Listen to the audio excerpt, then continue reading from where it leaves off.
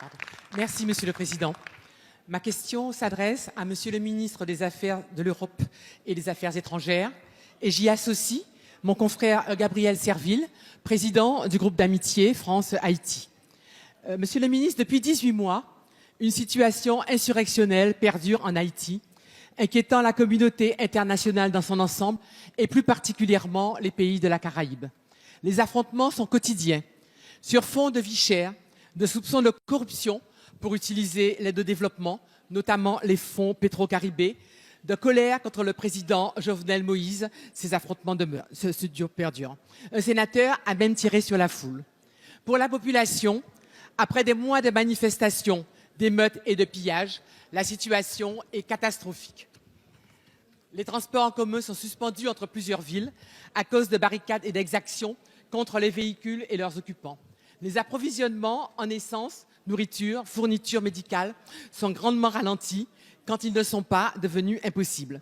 Cette situation dramatique, survenant dans le pays le plus pauvre des Amériques, ne peut laisser la France indifférente compte tenu de l'histoire qui nous lie à ce pays.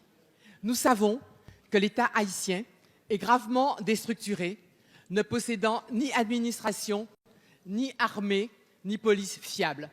Chaque crise amène une vague migratoire aux Antilles-Guyane françaises qui sont solidaires mais quelque peu dépassées.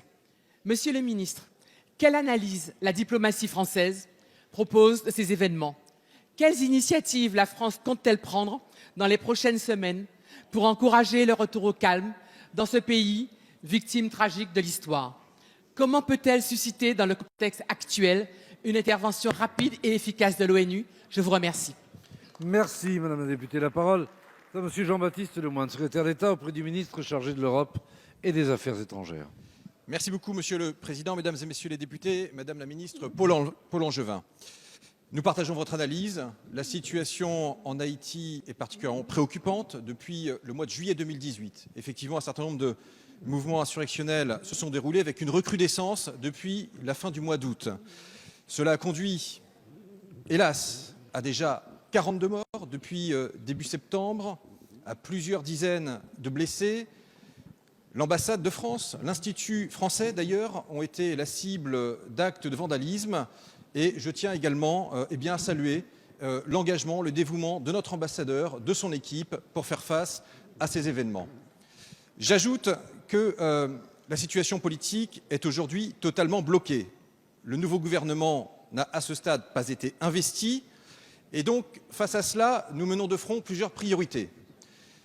Une de nos priorités, naturellement, d'assurer la sécurité de la communauté française, de prendre un certain nombre d'actes par précaution. Nous avons ainsi laissé fermer le lycée Alexandre Dumas à l'issue des vacances de la Toussaint pour éviter toute prise de risque.